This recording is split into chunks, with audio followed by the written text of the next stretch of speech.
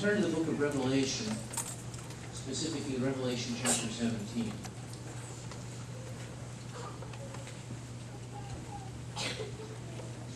We've got a few Bibles on hand to get to you if you should need one. Give everyone a moment to turn to Revelation chapter 17.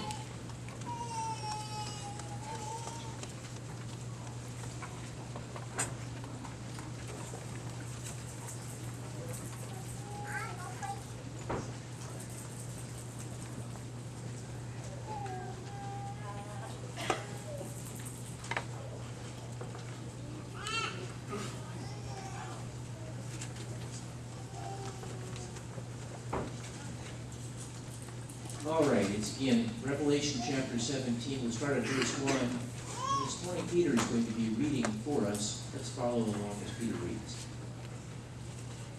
Yeah, it's a privilege to read the Bible with you all. And I had a cold earlier this week, and I'm blessed to have the voice to read it. So here we go, Revelation chapter 17.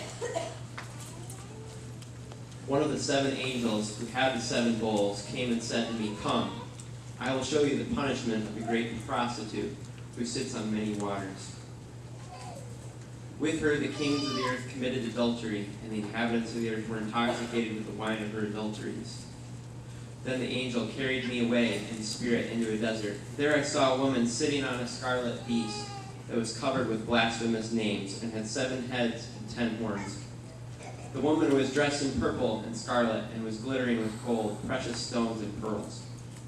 She had a golden cup in her hand filled with abominable things and the filth of her adulteries. This title was written on her forehead, Mystery, Babylon the Great, the mother of prostitutes and of the abominations of the earth. I saw that the woman was drunk with the blood of the saints, the blood of those who bore testimony to Jesus. When I saw her, I was greatly astonished. I tell you the mystery of the woman and of the beast she rides, which has the 7 heads and the 10 horns.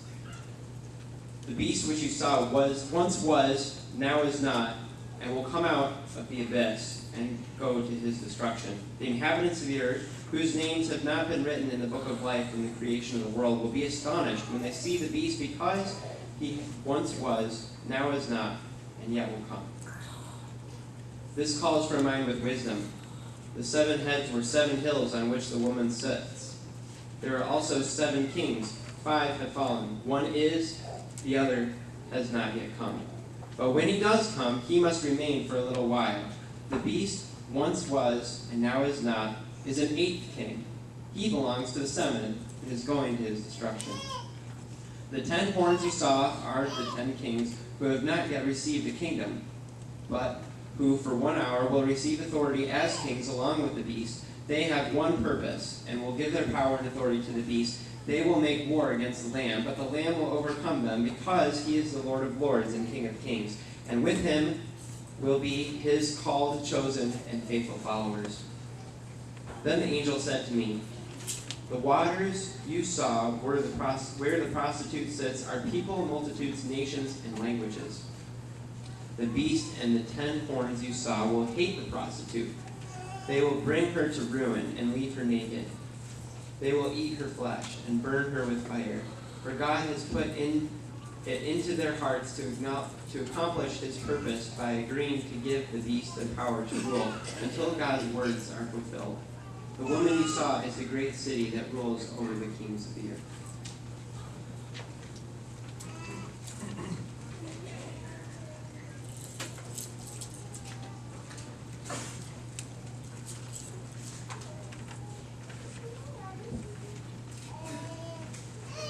We are studying the book of Revelation, trying to understand the important themes of this book, namely these, that there's the defeat of Satan, the victory of Jesus, and the judgment of all nations. We are getting near the end of this book. We're getting near the end of the description of the great tribulation that is described in the book of Revelation, the end of the plagues that were poured out on a sinful and rebellious world.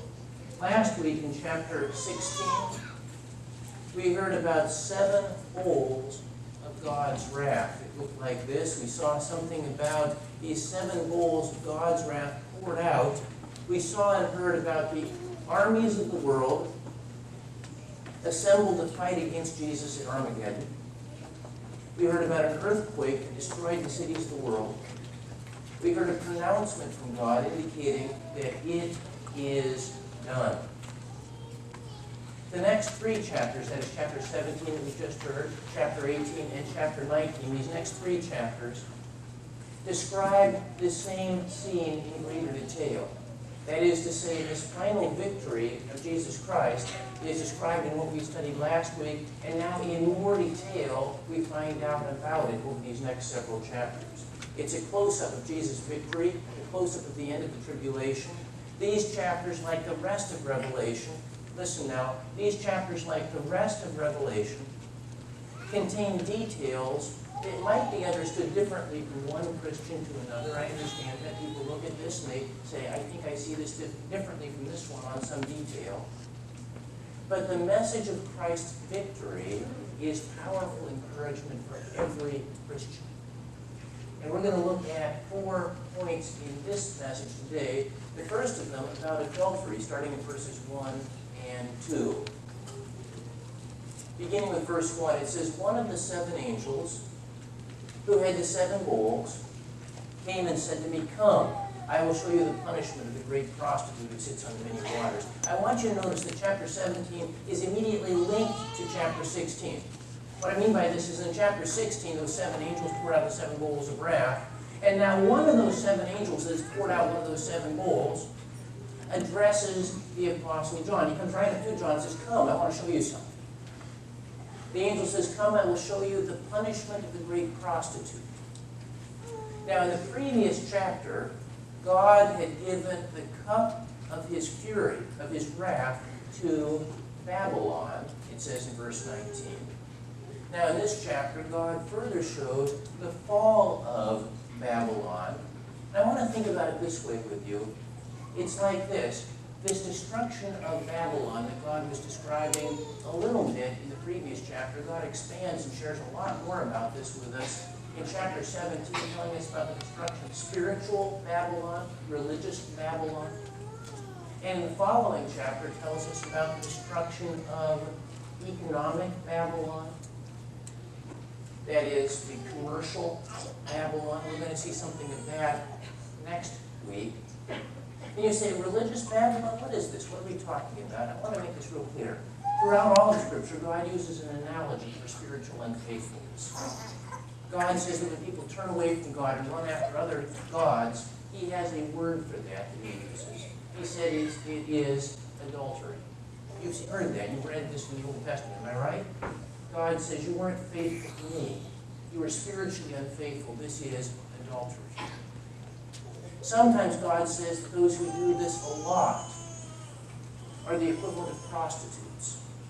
At different times in the book of Isaiah, the prophet Isaiah, speaking for God, says that cities like Tyre and Nineveh and Jerusalem are prostitutes. He uses that word.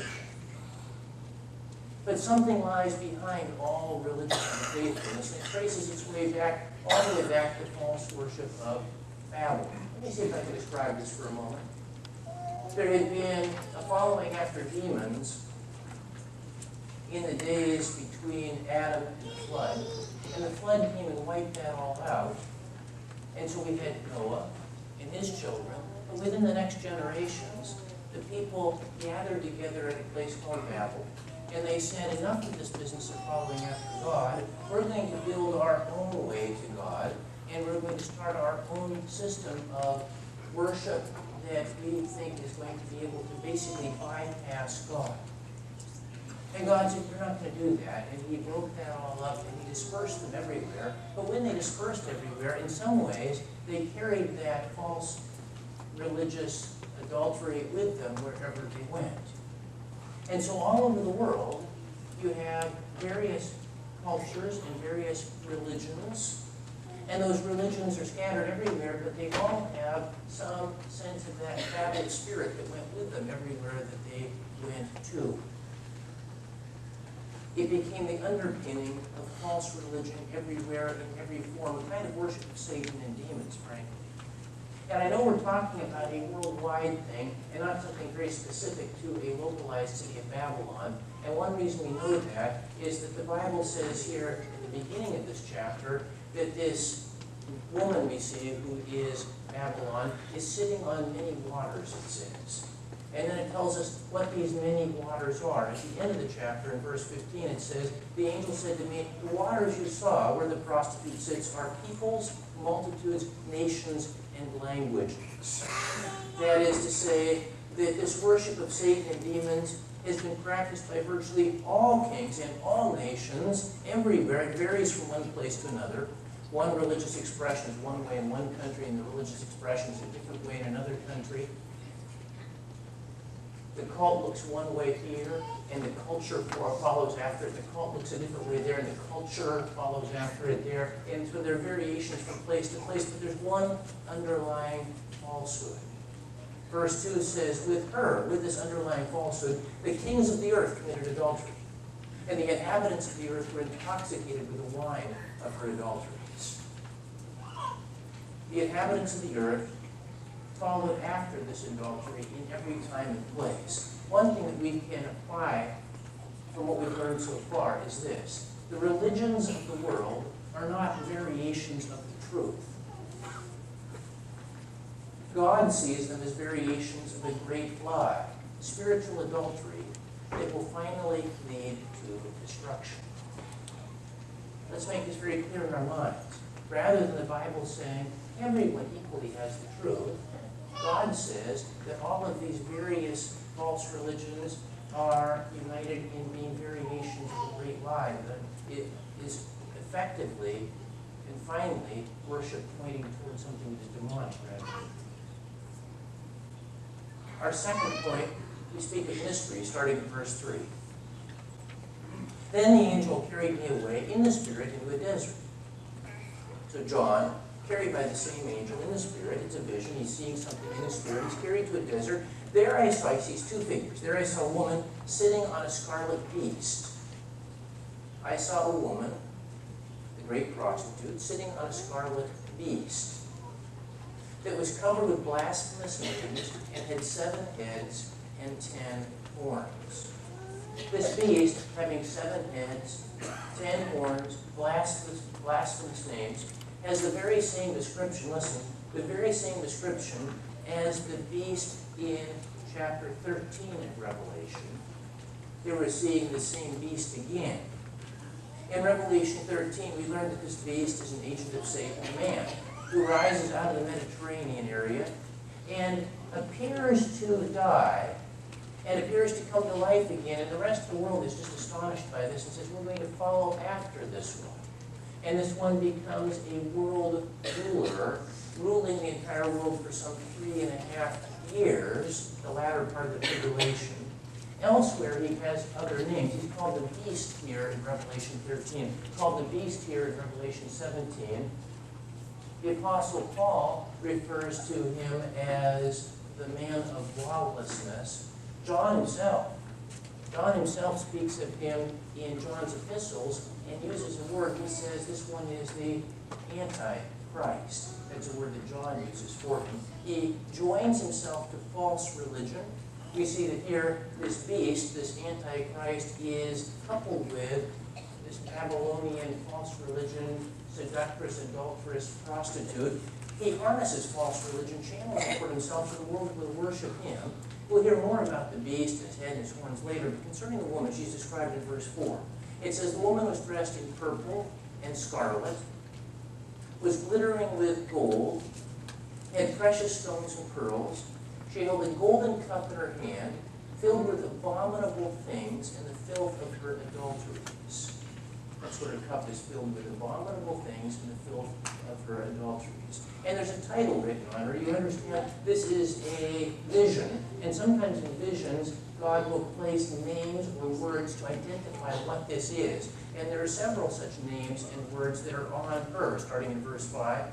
This title written on her forehead, firstly, mystery. That is, this woman is a symbol. This woman is a figure with a meaning.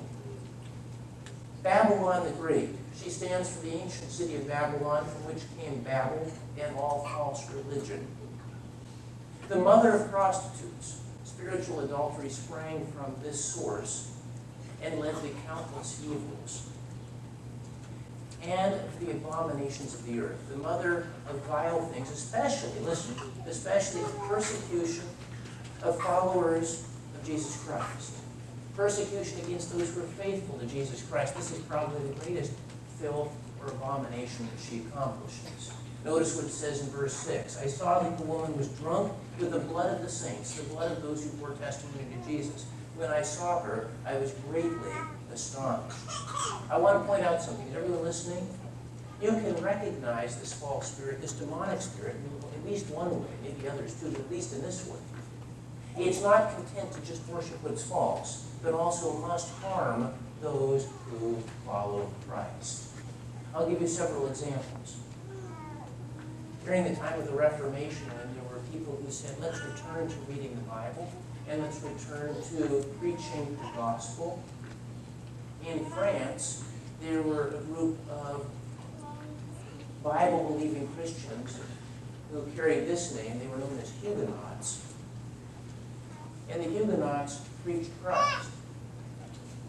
The authorities gathered together the Huguenot leaders, said, we'd like to have a special conference with you and sit down with you and talk over how we can make sure that in a predominantly Catholic country run by a Catholic king, you Huguenots can be okay here. And the Huguenot leaders came to a place in Paris where they were invited to come, all of them, and they were asking, make sure you're all here. Are you all here? Good. They locked the doors and slaughtered them.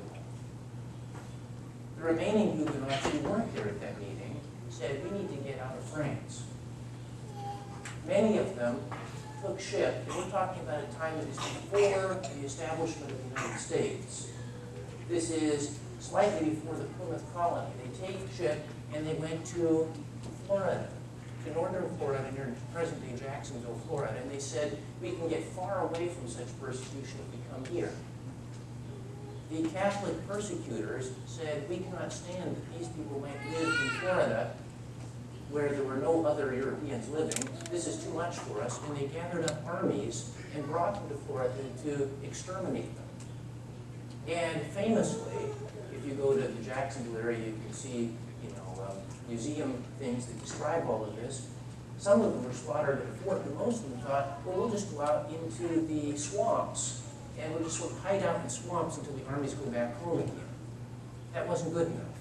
The armies marched through the swamps and used scouts and tracking dogs and other things to see if they could find any of them. Some of the Huguenots famously tried taking reeds and making long straws and hiding under the swamp waters and breathing, and they would look for bubbles in the water to see if they could find these people until they exterminated every one of them.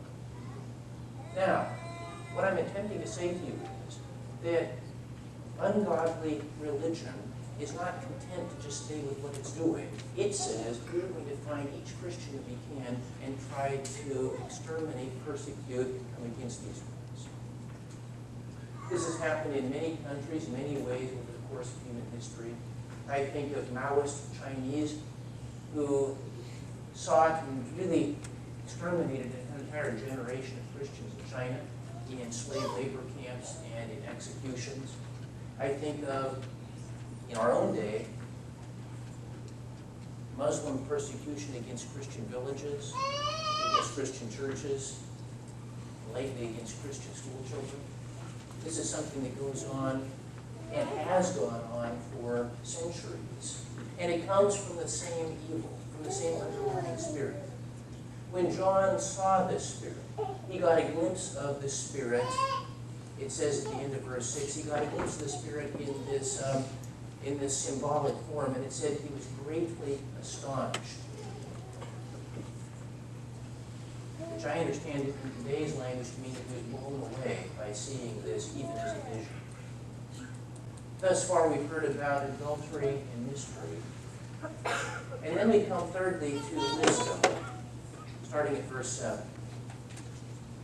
The angel said to me, this angel, one of the seven, has been serving as something of a guide for John, and the angel speaks to him in verse 7. The angel said to me, why are you astonished?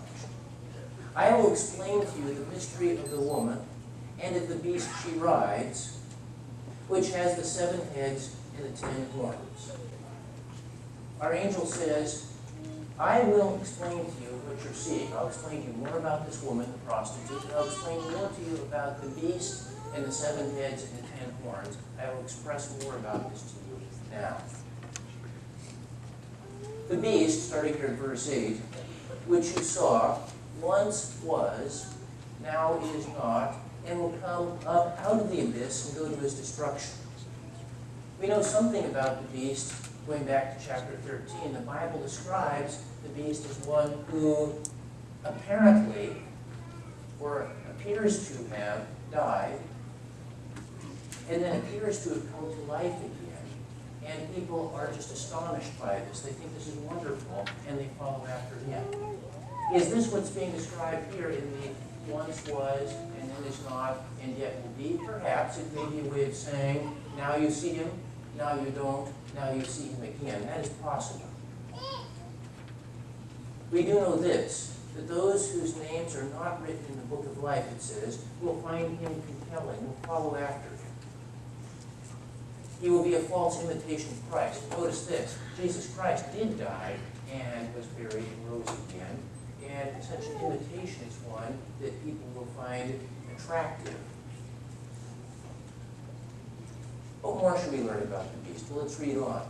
The beast which you saw once was, now is not, and will come up out of the abyss and go to its destruction. The inhabitants of the earth, whose names have not been written in the book of life, from the creation of the world, will be astonished when they see the beast, because he once was, now is not, and yet will come. This calls for a mind with wisdom. The angel says that to properly understand any of this calls for a mind with wisdom. That would be divine wisdom from God. Let me tell you what I mean by this. Of all of the things that are in the Scriptures, perhaps this is the thing that Christians in the centuries since have most struggled with how to interpret and how to identify this, such that over the centuries, countless Christians have identified countless people as perhaps that beast or antichrist. Sometimes they'll say, this particular emperor, or that emperor, or that one, or that one, or that one, or that one, or that one, may be that one. Or this particular pope, or this one, or this one, or this one, may be that one. Or this particular politician, or this particular dictator.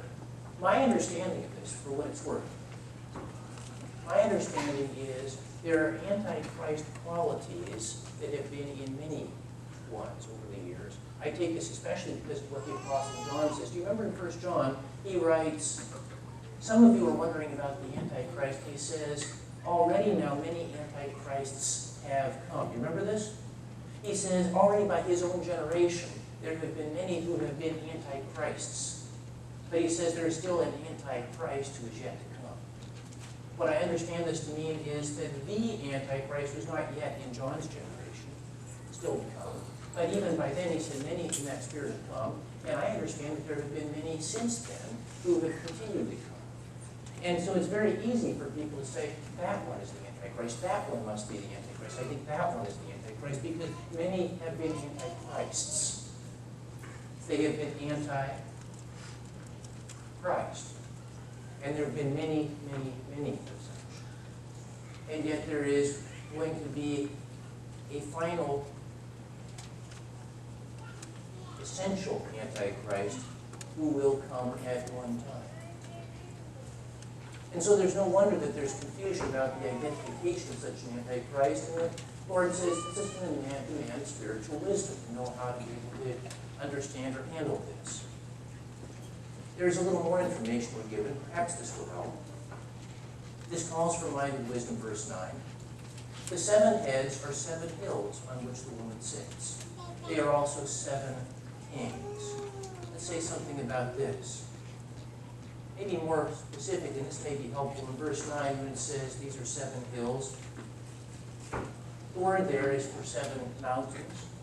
Although when someone sees the word mountains or hills, and 7 of them, historically many people have immediately thought of the famous city of Rome, which famously was built on 7 hills or small mountains. And so people think, well, perhaps this is speaking of Rome.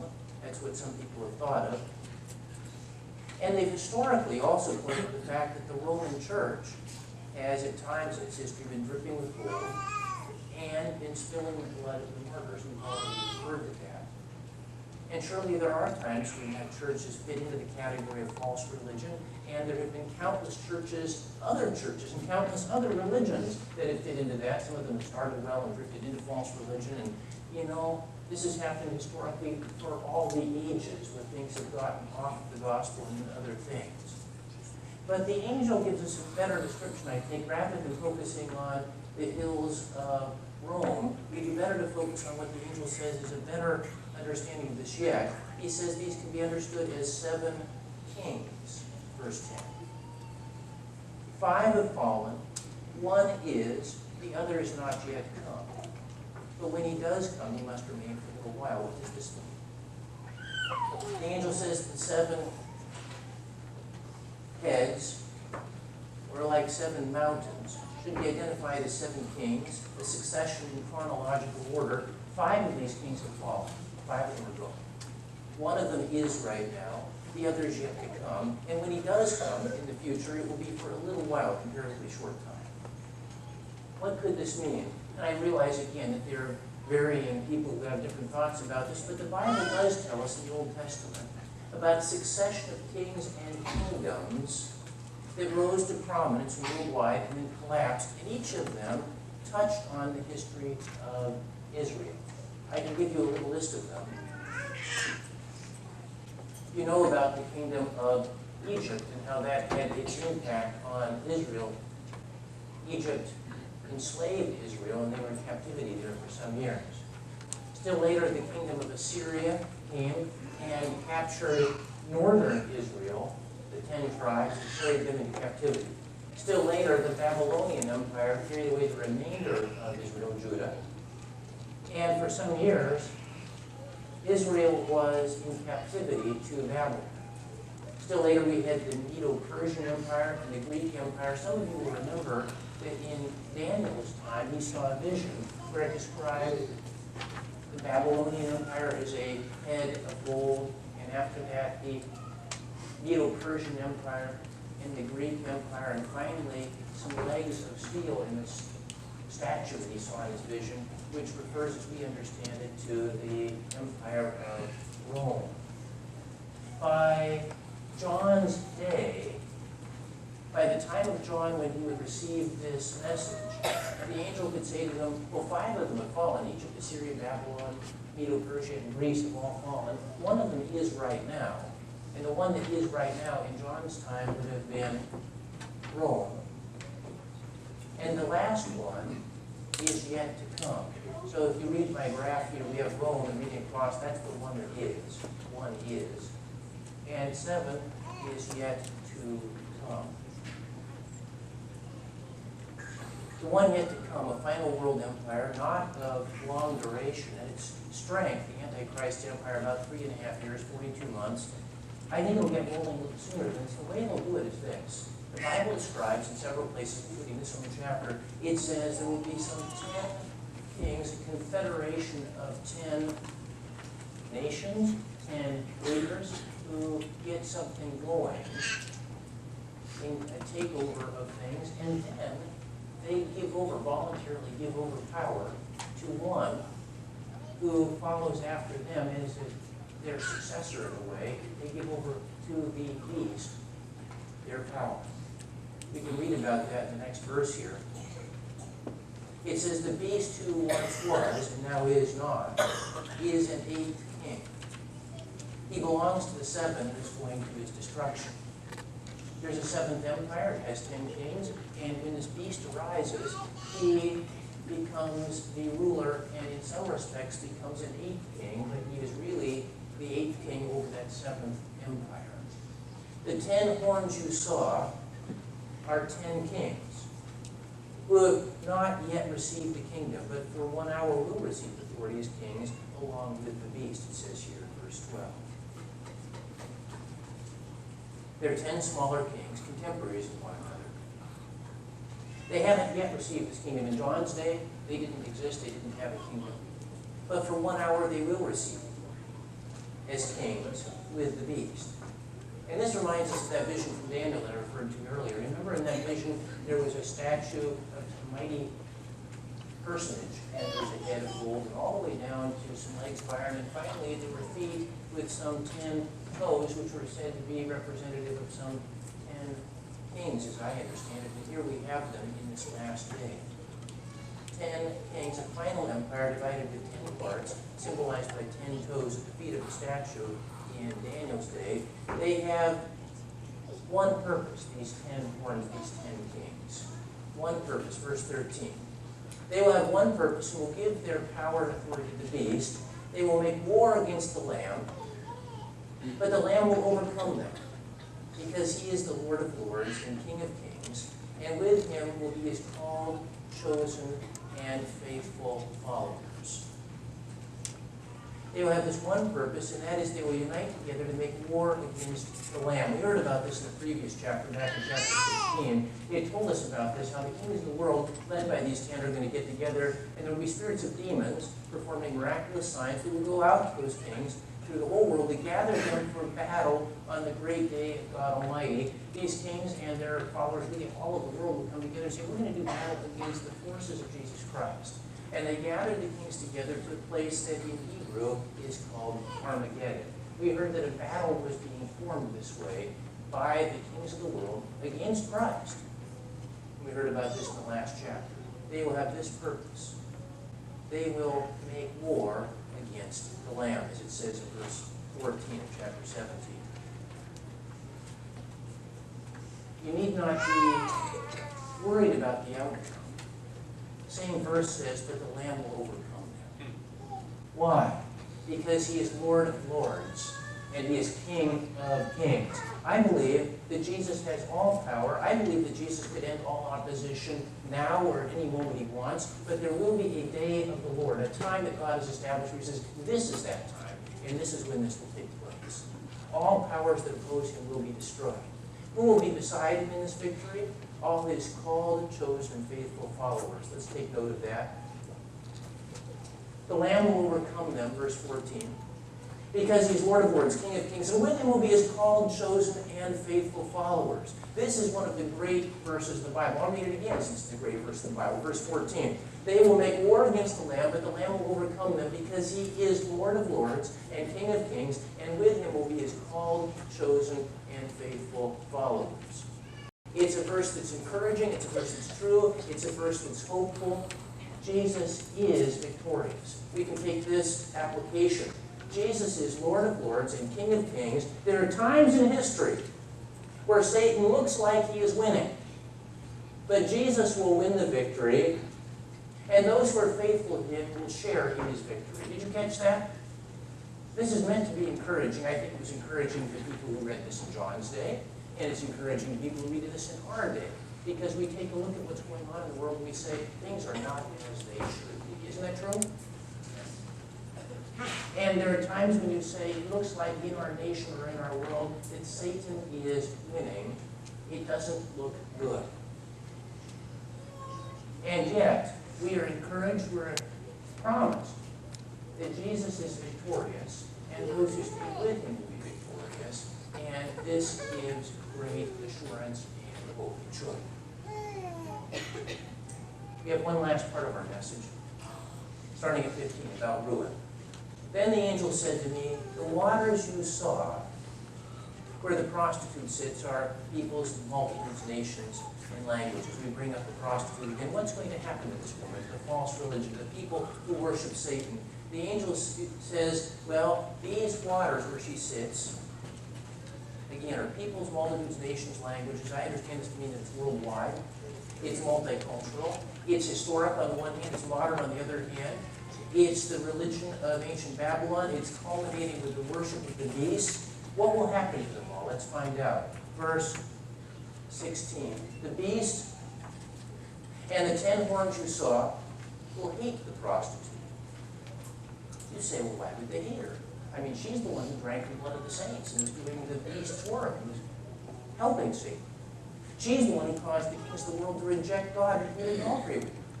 She's the one who attached herself to the beast and fueled worldwide worship of the beast. Why would he hate her?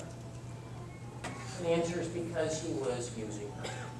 Satan does not love people. Satan does not love this world. his intention is destruction. Does everyone understand this?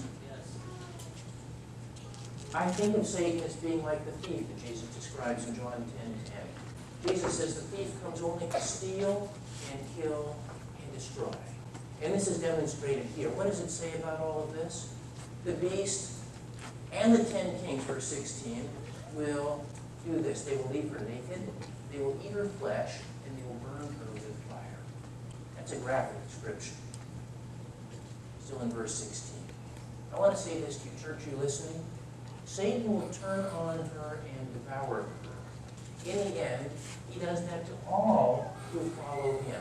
All who follow him into drugs, all who follow him into violence, all who follow him into power, all who follow him into pride, all who follow him into wealth, all who follow him into fame, all who follow him into hate, all who follow him into sin, all who follow him into selfishness, all who follow him into self-gratification, all who follow him into disobedience of God, all who follow him into the spiritual falsehood of every kind. He will devour them. He devours many of them in their own lifetime. How many of you have known of or have read of famous people who were given great fame and great wealth and everything that they wanted, and before their life is over, they are destroyed, devoured by something? You hear this again and again, don't you? And the Bible says that that happens in this lifetime for many, not all. There are some who seem to have wealth and power and they trod down on others all through their life. And sometimes the psalmist will cry out and say, God, why is this? Why doesn't something ever change? And God says, there's more that happens after this life is over. There's judgment from God, and there is a devouring and destruction from Satan, because Satan hates people and he hates his work. Anyone who says, I'll follow Satan, I'll perform for him, I'll serve him, will end up being devoured by him in the end. That's what this describes right here. This is a graphic warning, it's a grave warning. It's something we can learn from. Satan brings horrific destruction, even to his most loyal supporters. He comes only to steal and kill and destroy. And I wrote this down: those who ride with Satan will be eaten by Satan. In the example, we see this prostitute riding along with Satan and riding high in tears. Those who ride with Satan will be eaten by Satan.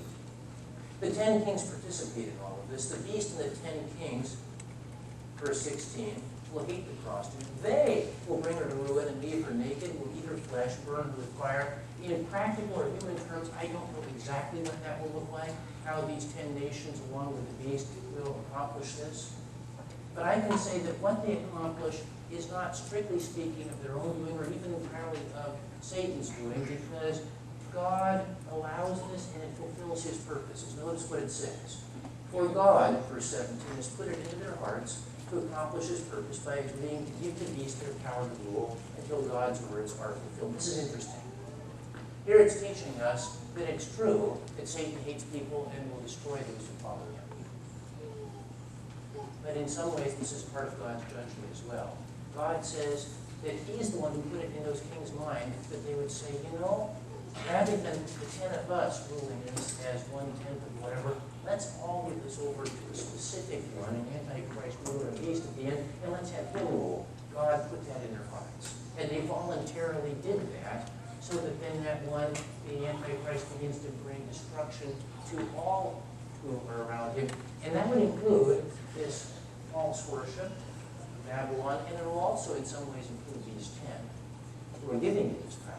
It will include everything that follows after him. I put down in my notes, God put it in their hearts to accomplish God's purpose.